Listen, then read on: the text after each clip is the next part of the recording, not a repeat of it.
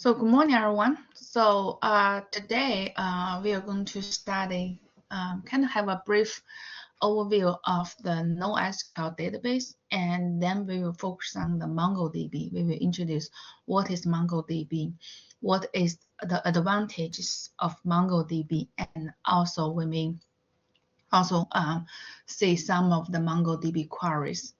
So my plan that we probably spent this today and the next week focus on the MongoDB. And then the last week, I'm going to leave it to you. So we will not have lectures, but you're going to use the last week of the semester to work on your project, SQL project. And also I'm in my office, so if you need help, have questions, you can write me email or drop by my office, or you can schedule an online meeting. So if you're not local, I mean, even you're local, I think I'm pretty open to any type of meeting. Okay, so we can discuss probably next week also. Good. So this is a title of the okay, so this is the key concepts or content we will cover in this lecture. So we first introduce what is a NoSQL database. Then we are going to kind of discuss the MongoDB, one of the NoSQL database type. And we will discuss the key features of MongoDB. And then we will kind of introduce MongoDB query. So it means that how we can write the MongoDB query to retrieve the information from the MongoDB database. So what is NoSQL? So NoSQL doesn't mean that not SQL. It actually says not only SQL. So the basic idea here is that SQL has been, I think, has been widely used for the last maybe at least 3 decades or 4 decades. So SQL is very good at handling transactional database that have some kind of stringent requirement, like the ACID. So those are the requirements that transactional database requires. So it means that database should be always in a consistent state. So any change make the database, even those changes are submitted and executed interleaved in the interleaved fashion. But after all the change has been done, and the database maintained in an accurate state, and also those concurrent executed transactions will be the result of those concurrent executed transactions will be equivalent to the results like we execute those transactions in a sequential way. Okay, so that's basically the nice thing about the SQL. But nowadays, in the last 20 years, the big data has become getting more and more popular. And also we encounter majority of the data we have encountered are not structured data set, because traditional relational database usually used for store the structured data. But the data we have seen so far, majority of them are non-structured. And most of them are the textual data. So that's why the traditional SQL is not efficient in handling big non-structured data. So that's why there's a need for develop new database type to accommodate the new needs of the big data. So that's why the NoSQL has been proposed. So the motivation of NoSQL, so there's nothing wrong with relational database. So relational database still very widely used, for example, in the financial institution, in the inventory management, and so on. And but nowadays we may need have a different type of database to handle like the social media data, to handle the content to, for example, for the content management and so on. So that's why we really want to have a non-relational database to accommodate those needs. And for the relational database, basically, I think the one probably kind of the weakness compared to the NoSQL database is that when we set up a relational database, we first have to design the database schema. So that's, I think we have touched that part in this course already. So we have to design a database at high conceptual level using ER diagram. Okay, so designing at high conceptual level is very nice because we draw the data and their relationship in the diagram. So this diagram can be very big and huge, I mean, in the React database. But as the end users or designers, we just browse those kind of diagrams. We're able to easily interpret what kind of data will be stored in the database and what are their relationship. Okay. So finally, we have to turn these diagrams into relation schemas. Okay. Then we have to certify that every relation schema is in third normal form. So then we are able to populate database to really implement a real-world database. So that basically means that before we're able to set up a relational database, we should have a good design and we should have the database schema ready. Second one is that because of normal forms, so we do not want each table to store redundant data because that redundant data has suffered update anomaly, means that it can easily have cause errors when we try to update data. Okay, so then if we want to retrieve information that span over multiple tables, then in the relational database environment, we have to do the table drawing. So table drawing is considered a very expensive operation. It's kind of resource intensive. So that's whenever we drawing the real world table, it may take longer time than we thought, and it may not produce the result right away that we need. So that's why drawing in this case is considered one of the bottleneck for the relational database. And also the relational database may not efficiently accommodate the increased velocity like change of data structure, and so on. Because once we build a relational database, the database structure is pretty much fixed. Although we can have some minor changes, we add more columns, remove some columns, or we add some more tables, but still, the main structure of the database should be fixed. Okay, so that's kind of shows why we want to have NoSQL database. So we're going to discuss the advantage of the NoSQL. So pretty much a very important feature of the NoSQL is called flexible schema. So that's actually when we discuss MongoDB, we can tell that for the MongoDB, we simply just set up a MongoDB and then to populate the documents. So we do not need to have the design phase. Means that we do not need to create MongoDB schema to accommodate documents. And also we're going to see that the documents from the same collection may have different number of the keys or number of the fields. So that's why we consider NoSQL has very flexible schema. And also because of that, it's very quick and cheaper to set up. Okay, so we don't have designing phase. And also the NoSQL database, all of them have a massive scalability because, for example, for the MongoDB, it has a sharding techniques. So it uses sharding techniques, means that if the more storage is needed, we just simply add more nodes, data nodes, to accommodate the new data coming.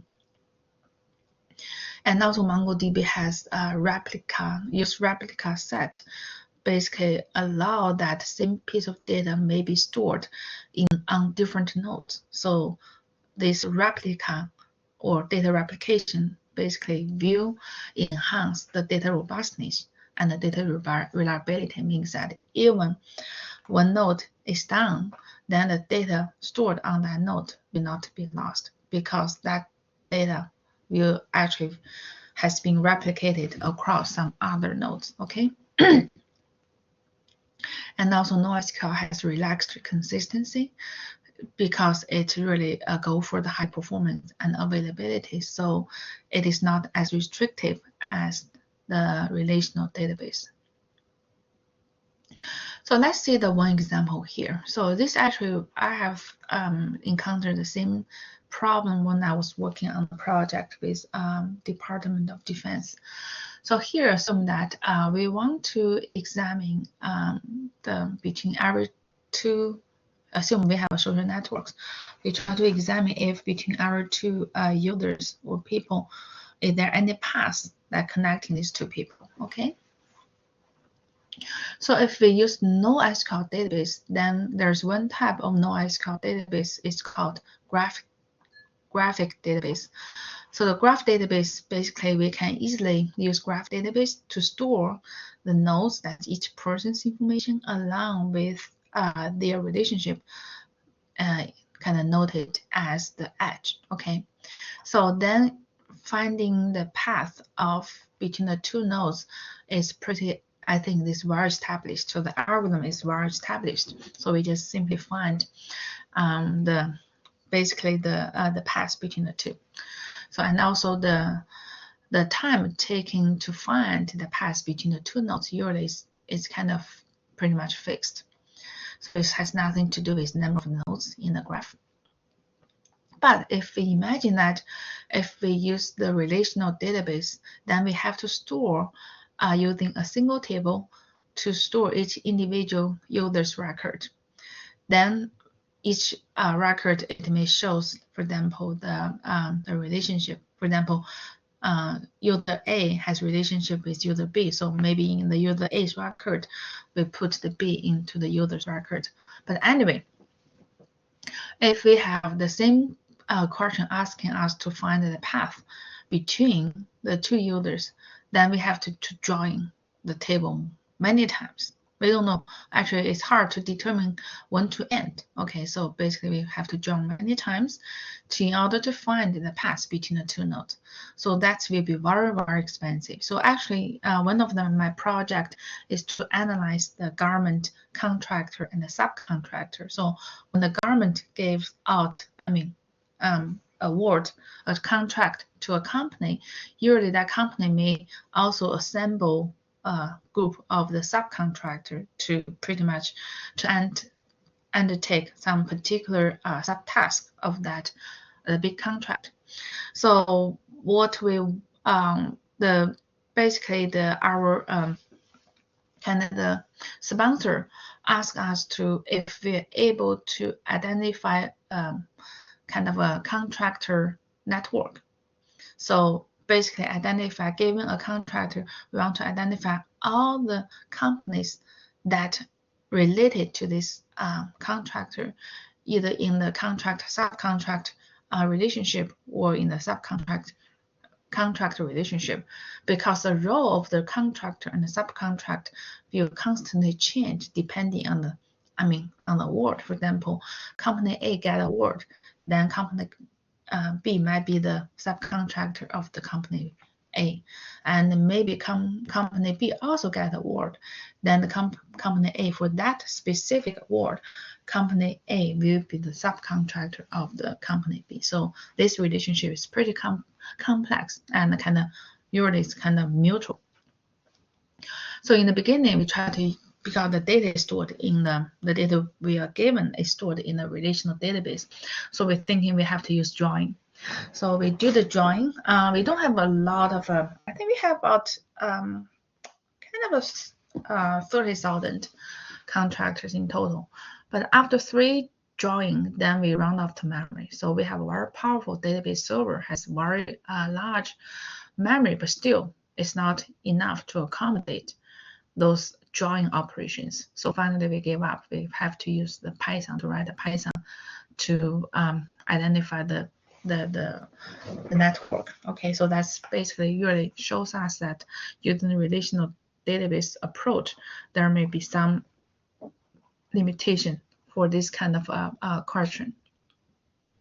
Okay, so regarding to the types of NoSQL, so generally there are 4 types: the document-based, key-value-based, column family, and graph database. So graph database, I think we have already kind of seen one of the examples already. So document stores basically means that all data stored in documents. So document can be stored and retrieved by ID. A document usually is composed of a field value pairs. So we have item, like pen, quantity, 50. So if you're familiar with JSON format, it's pretty much in the JSON format. And a document stored in collections. So related documents or document about same thing, same reward entities, same reward events will be stored in the same collection. And for the document stores, it's considered having dynamic schema, means that no need to create table or schema before inserting the data. And then for the document stores, it supports index, so we're able to define which field we want to build index. So index, the main purpose of index, again the same, to try to speed up the search of the documents. So this shows kind of on the top, we have assume we have a couple of documents, okay, and each document has ID, document ID, and also the it has a field value pair. Okay, so the first field name is called product, second field called category. But in reality, product category are the only, are the 2 maybe of many fields, and each document does not need to have the values for the other fields. It only lists the fields that with some values. Okay, so here assume that the user query want to retrieve the documents whose category has value networking. Okay, so then basically for the, if we use MongoDB, we do have the Mongo queries allow us to retrieve the documents satisfy certain conditions. Excuse me. So the shortcomings of the document stores is that it do not support they do not support drawings. So basically there's no drawing operation like traditional relational database. But basically drawing, the main I think the main purpose of drawing is trying to combine the related records together. So for the MongoDB, it may use the nested documents to pretty much store the related information all together in a single document. And also for the MongoDB, the Mongo query is very kind of rich facility. It allows us to define kind of aggregation pipeline contains multiple processes, so that the process, the input of one process, the process should be the output of the previous process, and then the output of the current process will be the input of the next process. So by defining a pipeline of the processes, we are able to define a very complex kind of a pipeline of the processing and the data retrieval and data analysis, so that MongoDB really is powerful.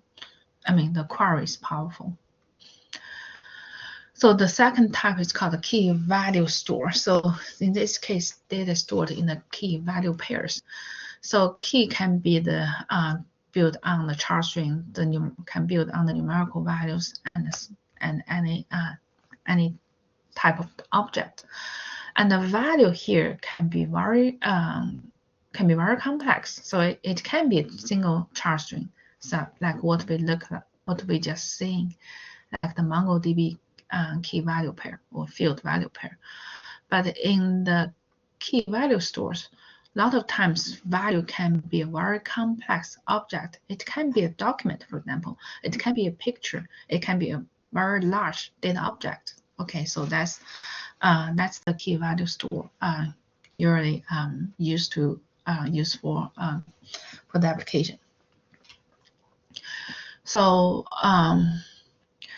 it store and retrieve the values by keys. It has high scalability because the keys space of the hash map. So basically we use hash map to store the keys. Okay, so basically means that multiple keys may map to different recalculated hash.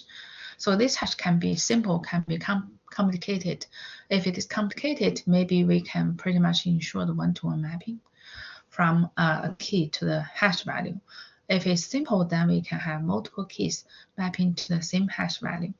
Then we can use clusters to store the keys that map to the same hash value. Okay, then we have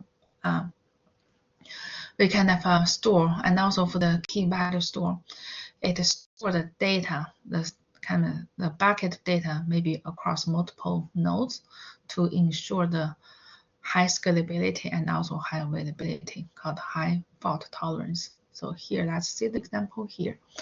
So assume that we have a key value pair. So we first generate the hash, apply the hash function to the key. We get hash value, and the based on the hash value, we know that which network drive has, should be store the values for that specific key. Okay, so if you can tell, this shows that for this bucket that store the key value pairs for specific hash value, key hash value, is this kind of bucket actually stored on, at least in this case, two nodes. One's called machine 1, the other one's called machine M. So in this case, so every bucket is actually stored on more than one node. So if one node failed, then we're still able to retrieve the data from other nodes. So that's basically provide the high fault tolerance.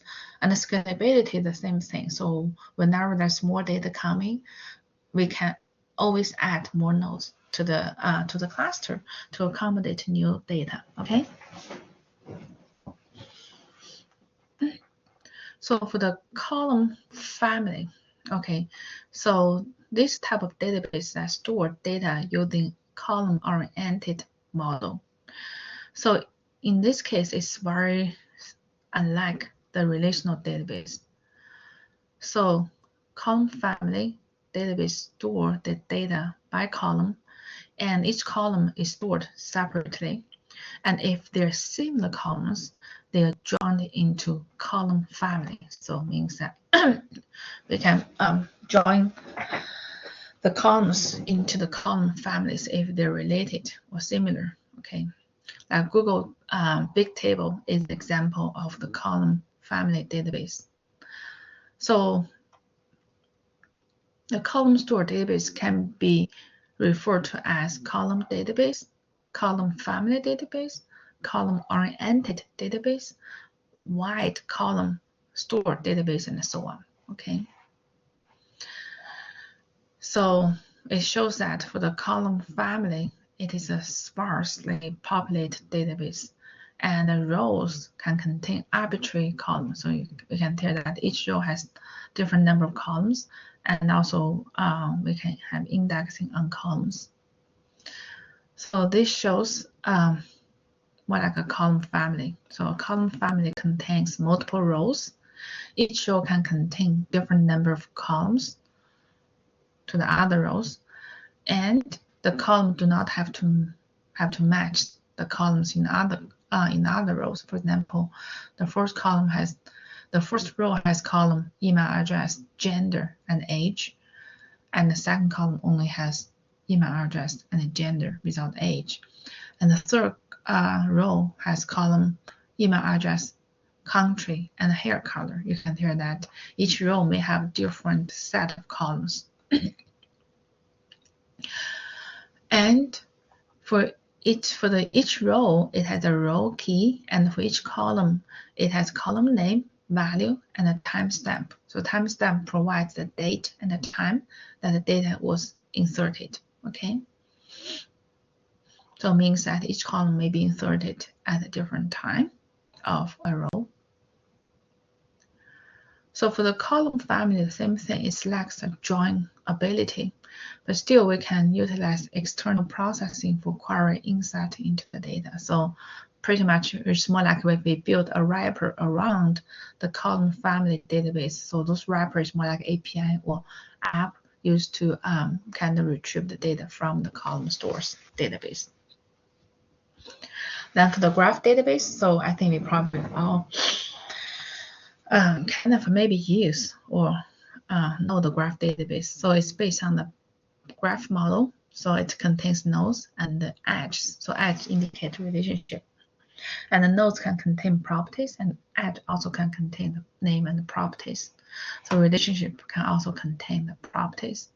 So this shows a graph database. So we have nodes, and we also have edge. And edge in this case is represented in the has direction, so it has special meaning. For example, this node is about Thomas Anderson, then age 29, and he knows what? He knows this person, okay? And this relationship can be knows a person or can be knows some kind of programming, okay? So let's see.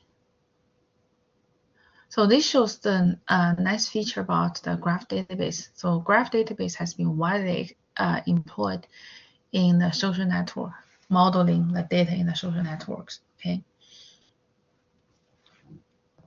So in the social networks, there's a path between the two kind of users, means that from each user's their friends and a friend's friend finally be able to connect into two users, for example, if there's a path exists between the two users. So we can do, I mean, this shows kind of simulation. So assume that we have about 1,000 people in these social networks. So on average, each person has about 50 friends. So we want to determine if a path exists between two persons limited to 4 hops, means that we only in between there are only 4 people or nodes in between the two users. So if we do the relational database, we have to do, I think in this case, maybe do 4 times self-join. So then on average, each query runs about like 2,000 milliseconds. If we use Neo4j popular graph database, so for 1,000 person to find the kind of 2 nodes in between the 2 person, it only takes 2 milliseconds. So it's like 1,000th time of the relational database. But the nice thing about the graph database is that the query time basically is independent of the number of the persons. So in other words, regardless how many persons in this graph. So then if we try to find a path between 2 persons limited to 4 hops, then it always takes 2 milliseconds. But if we use relational database, then that will be a different story. That will be the required time will be much kind of longer, because we join a much larger database or table, and it will be very time consuming and also memory intensive. Now let's go to the MongoDB. So I think that's, yeah, MongoDB. So what is MongoDB? So MongoDB actually stands for humongous database. Okay, so it's document-based database, and it actually was first developed by a company called 10J in 2007. And then this company later changed to the MongoDB Inc. So the original version of MongoDB is written in C++ and in JavaScript. And also it is deployed as a platform as a service initially. And then in 2009, the MongoDB introduced as an open source database server. So now MongoDB has been widely used by a lot of companies. For example, it provides the backend services to the company like eBay, Foursquare, Viacom, and the Craigslist, and so on. So let me see. So this shows the key features of the MongoDB. First, dynamic schema. That means that we do not need to create a schema before inserting the data into the MongoDB. Okay. Then the rich indexing functionality. So MongoDB support rich types of index. So pretty much you can build index on any field. We can also build a compound index on multiple fields. We can also build geospatial index on the geospatial field. And we also can build text index to support text search. So that's very kind of a powerful index. And also MongoDB has rich queries. So basically we will show you in the today and also next week. So we're going to see how MongoDB can query can be utilized to query a lot of information, and also we're going to kind of use the MongoDB, the pipeline, aggregation pipeline. So it's very powerful, and also we are able to cascading many different operations in one pipeline to perform very complex data retrieval and data processing and data analysis.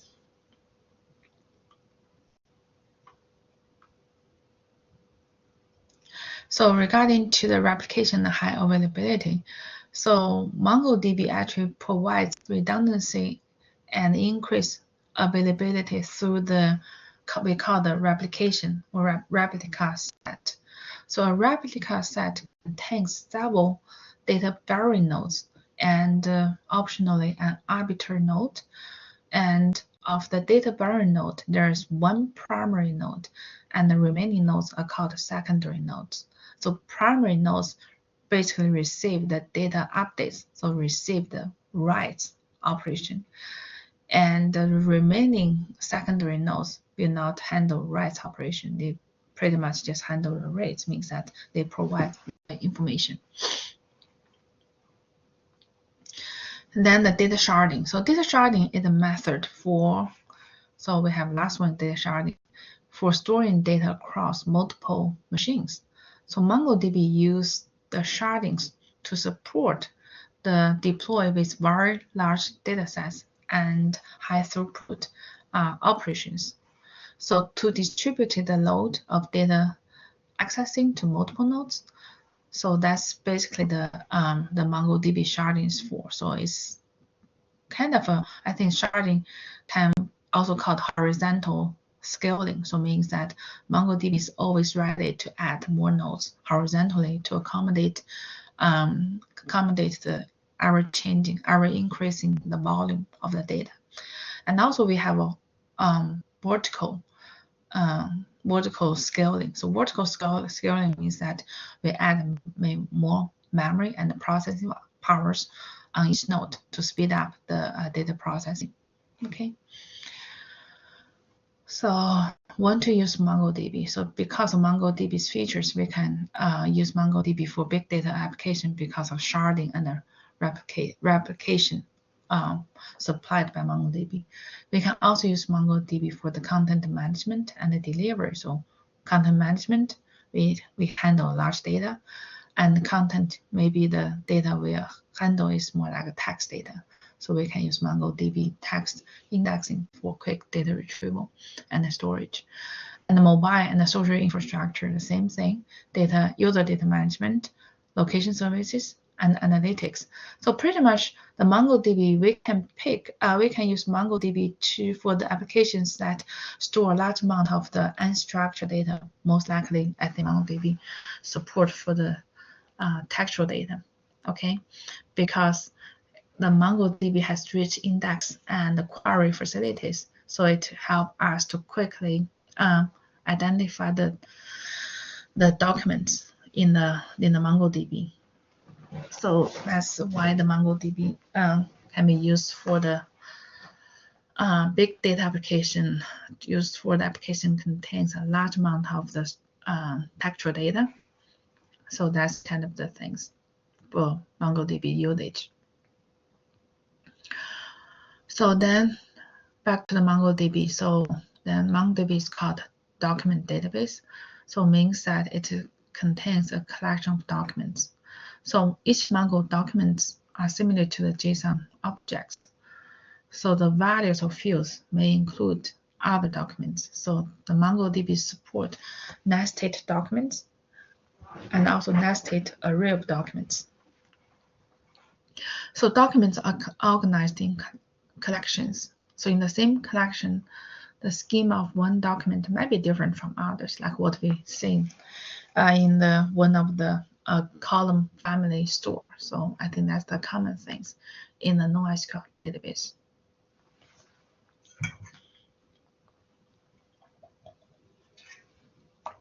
This shows some kind of a term mapping or relationship analysis between MongoDB and SQL. So for the relational database, we call it database. MongoDB, we also call it database.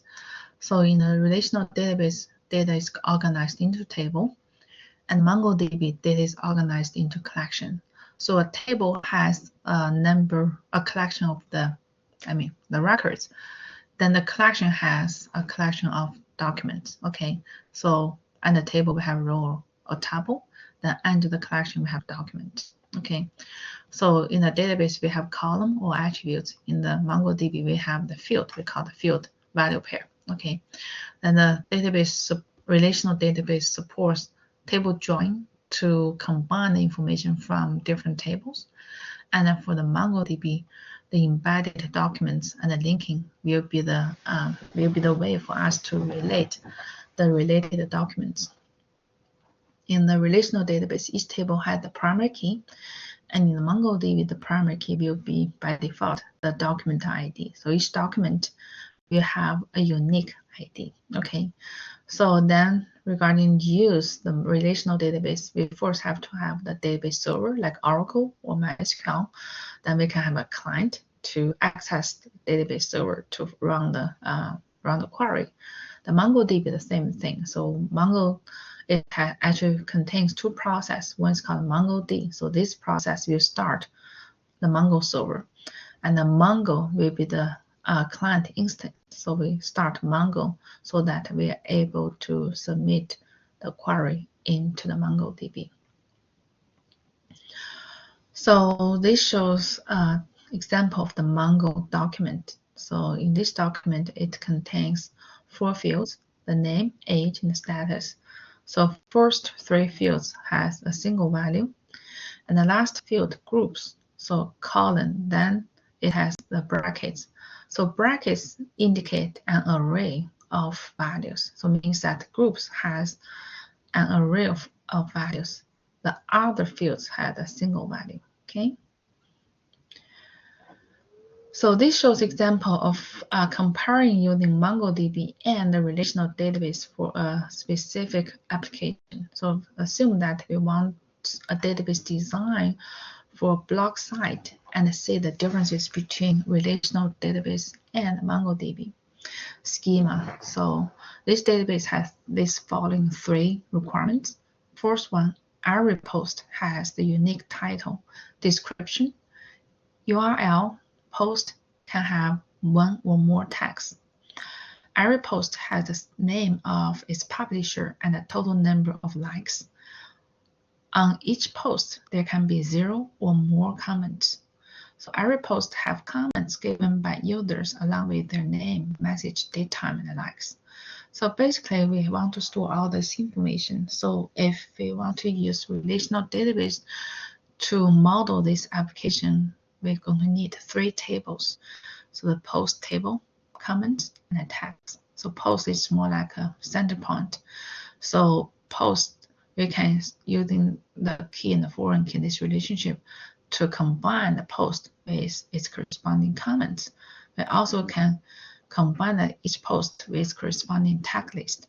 But in order to get the comments for a specific post or tag list for a specific post, post, we have to do the table drawing, right? So this is the, if we use traditional relational database, how we can design this database.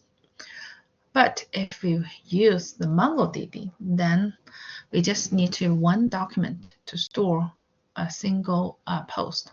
So in this document, we have the post ID, title of the post, description of the post by like the owner of the post, and the URL and the tags. So the tags will be an array to list all tags associated with this post. And also we record likes, like total likes, total number of likes. And also we can record comments. So here the comments can be considered as array of object.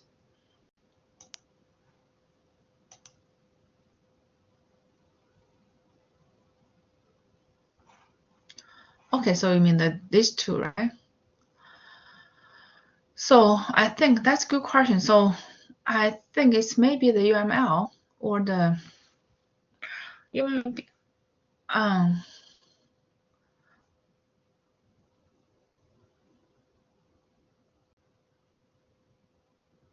can be, I think there's some kind of a, you can check UML, or let me see, there's some kind of relational roles. There's some kind of database modeling applications. I think those modeling applications may produce this kind of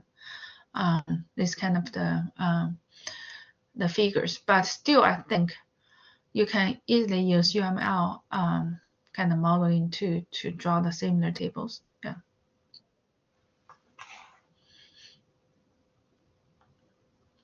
So here the comments considered as an array of objects or even array of documents. Okay, so in this case, each object contains multiple fields like user, message, data created, and likes. So in this case, if we use MongoDB to model this database, then it's much easier for us to retrieve given a post. We can easily get the text information, and also we can either retrieve all the comments information. So we do not need to do any table drawing to do any kind of operations in order to find the corresponding comments and the text. So I'm sorry, I think my allergy today is so bad, so I think I have trouble to speak louder. So it's kind of affect the way I'm speaking. I try to speak louder, but it's not. So it's so hard for me to speak, I think. That's kind of my symptom. So sometimes if allergy is too bad, I even lost my sound. I mean, even as I take the medicines, but still sometimes it's kind of I can easily lost my voice. I try to speak louder as I can.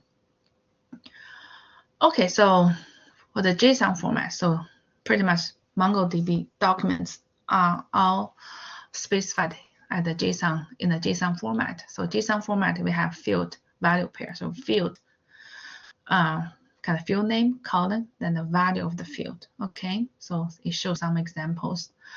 So then the curly braces used to hold objects means a number of the fields. So we have name, university, and a DPT. And then we use the brackets to indicate an array of similar objects or similar values. So this example shows an array of 2 objects. Okay, so each object is enclosed in 1 pair of curly braces. So we have 2 pairs of curly braces. That means this array has 2 objects. So in the MongoDB, we can, if we want to create a database, we simply use this command, use as the syntax, use database name. So if the database name exists, then this use command will allow us to enter into that database. If the database name does not exist, then this use command will create that database. Okay, so by default, the MongoDB, the database name is test, but you can always create a different database just simply using this use command. Then we can also drop a database. So if we no longer need database, we just use db.drop database to drop a particular database. So MongoDB, the documents are stored in collection. Okay, a collection basically is a collection of documents. And this shows a kind of MongoDB query. So DB is kind of keyword, dot users is a collection name, dot find. So find indicate that we are going to find documents from the collection users based on the certain criteria. So here the criteria, so like database selection condition. So criteria specify the values for certain fields that documents must satisfy in order to be included in the result. So the find is considered as, for example, a function. So it's kind of a find followed by the find. We have a parenthesis. Then inside parentheses, we may have several curly braces. So the first curly braces used to define the field values. And in this case, we only have one set of curly braces. So, I mean, we're just thinking about the most outermost curly braces. So that means that if a document satisfies a condition, then all documents will be output into the result. So inside these curly braces, we actually define the value for the age. So all conditions, all data specifications are written in the JSON format. So we have age as field name, colon, then another curly braces. So in this inside curly braces, we have to define the condition called greater than 18. So that's greater than 18 is also represented at the JSON format. So we have greater than this kind of comparison operator and the colon and the 18. Okay. So that's about find. So this find basically tells us that we are going to find the documents whose age is greater than 18. Okay. Then we have dot. So after this find operation, we have dot and the sort. So sort is another operation. So it will sort the results by the sorting key. So in this case, sorting key will be the age. So age column 1, 1 indicate ascending order. So it means that once we retrieve the documents from the original collection that satisfy the age greater than 18, so that's this much, then we are going to sort those documents by age in ascending order. So that's final result. We look like this one. Okay, so I think this query is pretty intuitive. So it's nothing hard to understand, but maybe the only thing that you need to be familiarized with is that in the MongoDB query, almost everything is specified in the JSON format. Okay.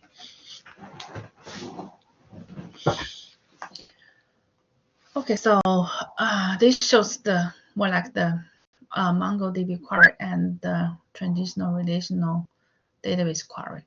So the first one, go to the user's collection. We try to find the document with age field greater than 18. So this is the first set of curly braces. Then the comma, and the second set of curly braces, we're going to specify this second set is called projection. So it means that if a document has a lot of fields, then the second curly braces, we can specify which field should be included in the result. So this example means that once we retrieve all the documents whose age field greater than 18, then we will only output the name field and address field of each document satisfy the age greater than 18. Okay, so in this case, this age greater than 18 is considered selection condition or query criteria. Then the name column 1, address column 1 indicates the projection. So column 1 means that the corresponding field will be included in the result. If you have column 0, means that the corresponding field will not be included in the result. So this MongoDB query can be easily translated into the standard SQL query, like select underscore ID, that's the document ID, name, address from users, where age greater than 18, limit find. Okay, so one thing I want to emphasize that So in this MongoDB query, although we specify the field list that will be included in the result, but by default, MongoDB will always project the document ID in the result. Okay, so that's why even we only specify 2 fields, but if you look at the result, each document in the result will contain name, address, and ID field. So that's kind of things you need to be aware of that. So if you do not want to include the ID field in your MongoDB results, then you have to specify, like in this projection error option, you have to you have name, column 1, comma, address, column 1, then comma, then underscore ID, column 0. So that's tears the MongoDB. The ID will not be included in the result. So similarly, we can insert a document into a collection. So we have db.users and insert parentheses. Then within this parentheses, we can just supply a document, Mongo document, so in the JSON format. Okay. And we can also update the existing documents in the MongoDB collection. So this is how the update command will be look like. So we have db.users.update, then the parentheses. Okay. Then in the update, the same thing. We need to specify the condition. So update criteria means conditions that documents need to be satisfied in order to have updates. So once condition means, this condition means age greater than 18. Then we have update. So we're going to have this $sign set. So that means operator, then colon, then status equals to A. So means that we're going to set the status field to A, maybe active, for all the documents whose age greater than 18. Okay. Then this last one, multi equals to true, means that if we have more than one document satisfy this age greater than 18, then this update will affect all of them. Okay. We can also remove a document from a collection. So we have db.users.remove parentheses, then inside we can specify the condition. So condition here may be status equals to D. D maybe stands for deletion. So if there's one document satisfies this condition, that document will be deleted from the collection. If more than one, then all of them will be deleted from the collection.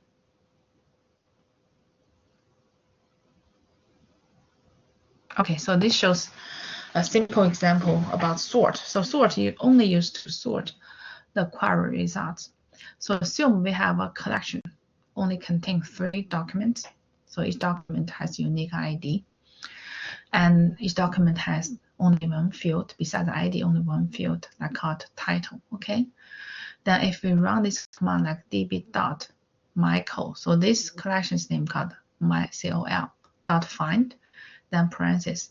So then the first curly braces, this curly braces is used to specify the conditions, selection conditions on the documents. So if it's empty, that means that we don't have any selection condition. So it means all documents will be satisfy this condition. So all documents will be considered, will be included in the result.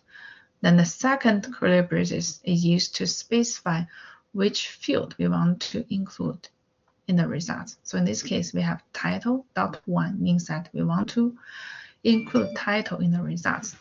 Then you see now the underscore ID. So this kind of a built-in attribute. So colon 0. So that tells that the database, please do not output ID for each document. Then we do the sort. Then curly braces title. Then colon -1. So -1 means in descending order. So we'll sort the titles and then we show them in the descending order. So that's how the result looks like. So the result basically still in a JSON format. So the title tutorial, title NoSQL, title MongoDB. So you can tell that those documents are sorted by the title in descending order, and the ID is not showing in the final results.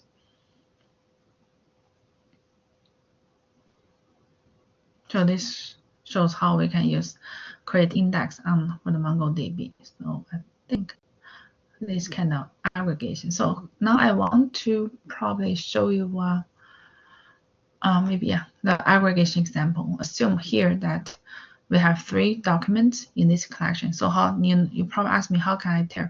Because each document will be enclosed in a pair of curly braces. So we have 3 auto pairs. So I know 3 documents. So in this case, all documents are still the collection is called mycol. Okay. Then we use aggregate. So Mongo has a very powerful aggregate pipeline. Okay, so aggregate is similar to the group by clause in the relational database. So we have aggregate, then we have kind of parentheses, then we have this brackets. So brackets indicate an array. So aggregate support a pipeline of operators, so or a collection or an array of operators. So that's why it starts with brackets. Okay, then each operators will be enclosed in the curly braces. So here I think we have only one. In this pipeline, we only have one process, so group. So $group, that means operator's name, colon, then underscore ID. Underscore ID means that we're going to group the documents by user. Okay, so this ID is the default kind of a group attributes name. Okay, so the group field name, then the value will be by user. So each document has by user kind of field. Okay, then this shows that we're going to group the documents by user, and then number underscore tutorial, then colon. So this kind of a user defined name for the aggregate function results. So the aggregate function will be curly braces $sum, then colon 1. Okay, so in MongoDB, I think in relational database, we have separate aggregate functions for count number of the documents and to sum up the values of a particular column. In MongoDB, count and sum all basically you'll be using the same operator called colon sum. But if we want to count the number of the documents, then we use sum colon 1. Okay, here. So the sum colon 1 equivalent to the count.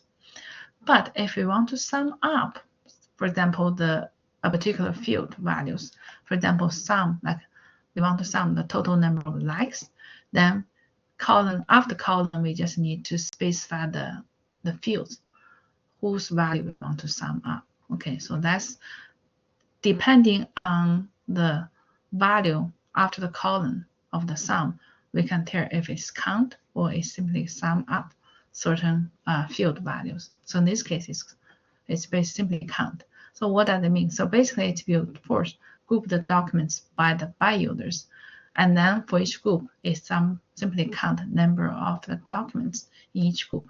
So that's equivalent number of the books that written by a specific user. So the result here will be, the ID tutorial point. So this ID basically is the by user, so the by user's value. So the tutorial point has total number of 2 documents in the collection, and the neo4j has only 1. Okay, so this is the aggregate function. So let me see. So this kind of a mapping between SQL to the MongoDB aggregation. So if we use aggregation pipeline, so the MongoDB use different operators for specific kind of functionality. So $match basically used to specify a field value. Okay, so it's corresponding to the where clause and also corresponding to the having clause in the group by operators or in the group by query. Then for the group by, MongoDB use dollar group. Then having also use match. Then select is use project, means that it specifies which column or which field that should be included in the result. Order by will be the sort. Limit will be limit. Sum, so aggregate function will be the sum. Count also will be the sum. Okay. Join, so there is no direct join operation for the MongoDB, but we can use the nested embedded documents to kind of correlate documents together. Okay. So yeah, MongoDB support for drivers. So MongoDB is pretty flexible. It has kind of support the program JavaScript, Python, Ruby, PHP, Perl, Java, Scala, C++, and so on. So the limitation of the MongoDB is no transactional support. So I think that's in comparison to the relational database. So relational database, we have to satisfy the SID. So atomicity, consistency, I think isolation, durability. So those the kind of the key constraint the relational database must implement to handle the transactional database. Okay, to handle the transactional database means that data are constantly changed. Some operations are used to write the data into the database. Some operations are used to read the fields of the database. So it's very possible that given a field, some operations try to overwrite that field. Some operations try to read the value of that field. So if we do not control how those operations are executed, then the end results for each operation will be wrong. So that's why SID is very kind of important to ensure that regardless how many concurrent transactions trying to access the same data item, after all transaction has been executed, then the result should be for each transaction should be correct. Okay, that's why for the MongoDB it does not have relational integrity, so does not have primary key constraint, entity integrity constraint, foreign key constraint, and so on. It does not support joins, and also it's pretty RAM intensive because it's handle the large non-structured data, most likely the textual data, and also data is usually its document is pretty big. If we thinking about we try to query the documents in a large collection, obviously it will be very RAM intensive. But still, I mean, because MongoDB is basically designed to tailor the big data. So that means that the nodes of each MongoDB may have a large RAM and large hard drive. So I think it should be have some facility, some kind of ability to handle large data collection. So the next one, I think I want to stop here. So I'm going to upload the instruction for download MongoDB because I have the instruction for the old version, but my current computer will not kind of basically refuse allow me to install a new version. But I just go through some tutorial. I think the most recent version, will be 8 pound something MongoDB, but the old version will be like 6.2, I think. That version is very similar to my instructions because my computer only saw the very old version like 4.2. So 6.2 and 4.2 may be the very similar regarding to the installation. So that's why I can only provide that installation guide for the 4.2, but I think you should be able to follow that installation guide to install the relative older version MongoDB 6.2. So I'm going to upload instruction and let you know when it's ready, so you can download MongoDB 6.2 and to play with it. I think the next week They solely focus on how to write MongoDB query to retrieve documents. So it's pretty fun, I think. I want to introduce MongoDB query to you so that maybe, who knows, you may have a need to work with MongoDB database. So that's why it will be better if you install MongoDB on your personal computer. But MongoDB is very lightweight database. It does not have a lot of overhead. It's very easy to install. So I think it should be you shouldn't have any problems for installing MongoDB. And also we can use like command line interface. So it does not like an Oracle database has a lot of package overhead, but MongoDB is pretty light, pretty simple. So that's why I think I strongly encourage you to install MongoDB. Then we can practice with Mongo query in the next class. Okay, good. Any questions?